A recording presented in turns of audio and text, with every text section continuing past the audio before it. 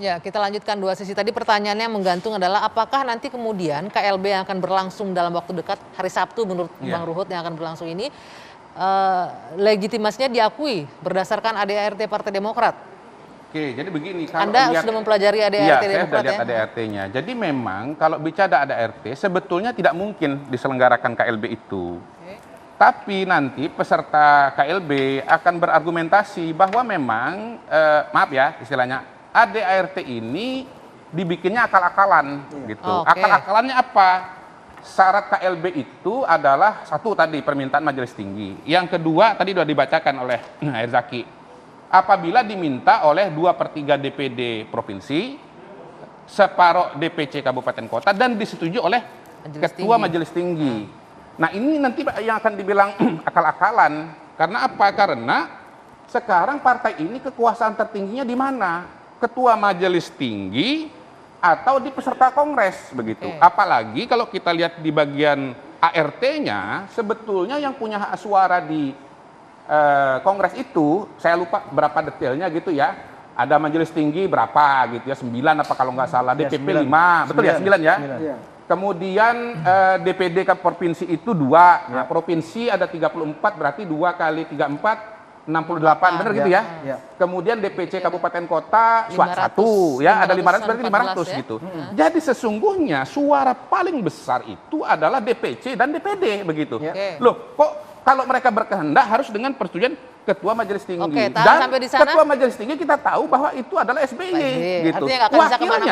Wakilnya adalah AHY begitu. Ini orang melihat bahwa ini sudah dikunci sedemikian rupa untuk menjadi partai tertutup keluarga gitu. ADART akal-akalan ini dan juga kekuasaan tertinggi bingung nih di seorang kader atau di ketua majelis tinggi. Pernyataan yang sangat tidak tepat, Mbak, karena ini bukan ADART akal-akalan. Kenapa?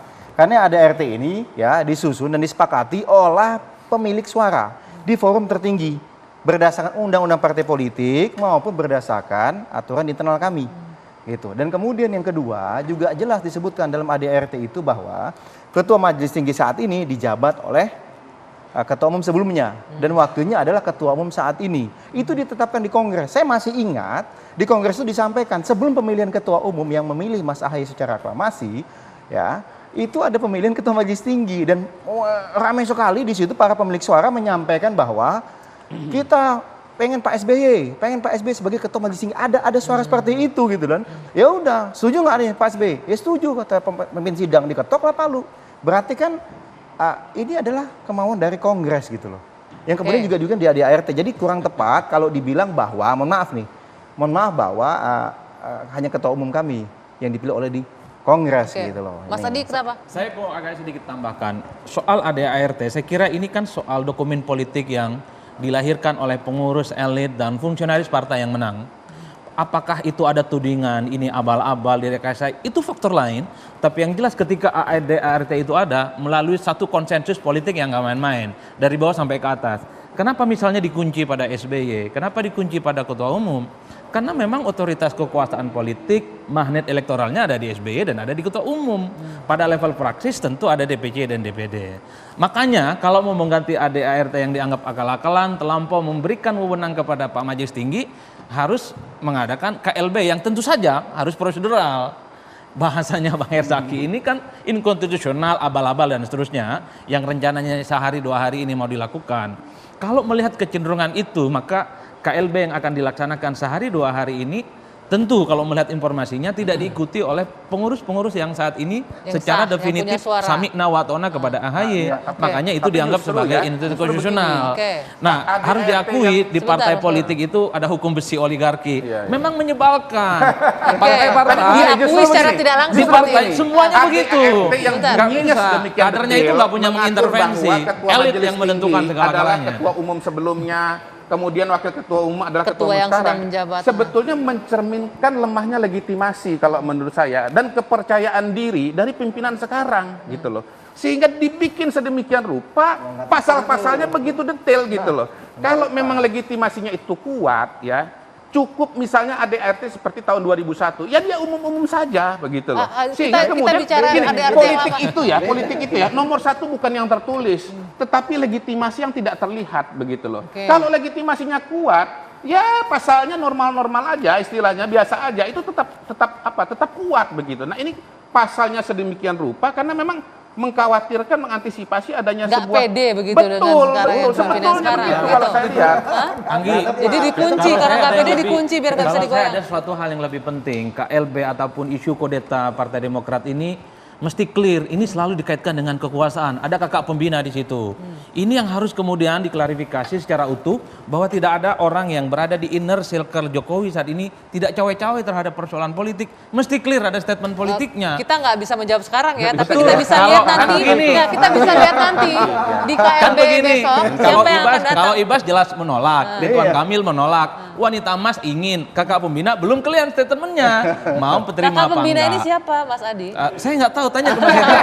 Dan itu yang Nah, dikatakan. ini memang makanya lagi-lagi menjadi menarik adalah pada saat ya ini KLB nggak akan pernah terjadi, KLB bodong ini nggak akan pernah terjadi kalau tidak ada intervensi kekuasaan. Dan Oke. kami akan melawan sekuat tenaga karena jelas ini inkonstitusional, ini ilegal, dan jika ini dibiarkan, ini akan menjadi presiden sangat jelek terkait abuse of power, penyalahgunaan kekuasaan oleh oknum kekuasaan. Oke. Ini sangat mencederai nilai-nilai demokrasi yang kita jaga. Dan kita tahu, masih ingat Mbak, indeks demokrasi Indonesia hari ini turun Merosot jauh. ya, ya, The Economist oke. bilang ini terjelek 14 tahun terakhir. Bang Herzaki, Dan apakah sudah pernah host. bertanya dosa apa yang dilakukan oleh Demokrat sehingga harus dikudeta?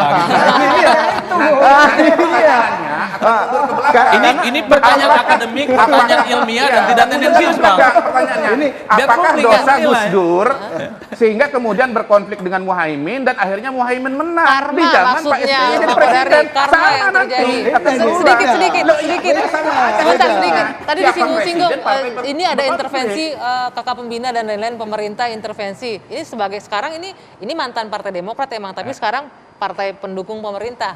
Boleh dikit tanggapannya soal pernyataan Mas Adi tadi? Ya itu saya jujur aja, tapi kan kita terima kasih ke negarawan Bapak Joko Widodo ya, juga udah mengapakan kepada Bapak Kapolri, ya kalau ada laporan yang gini seperti omongan Jaki ini sudahlah, karena bahaya loh.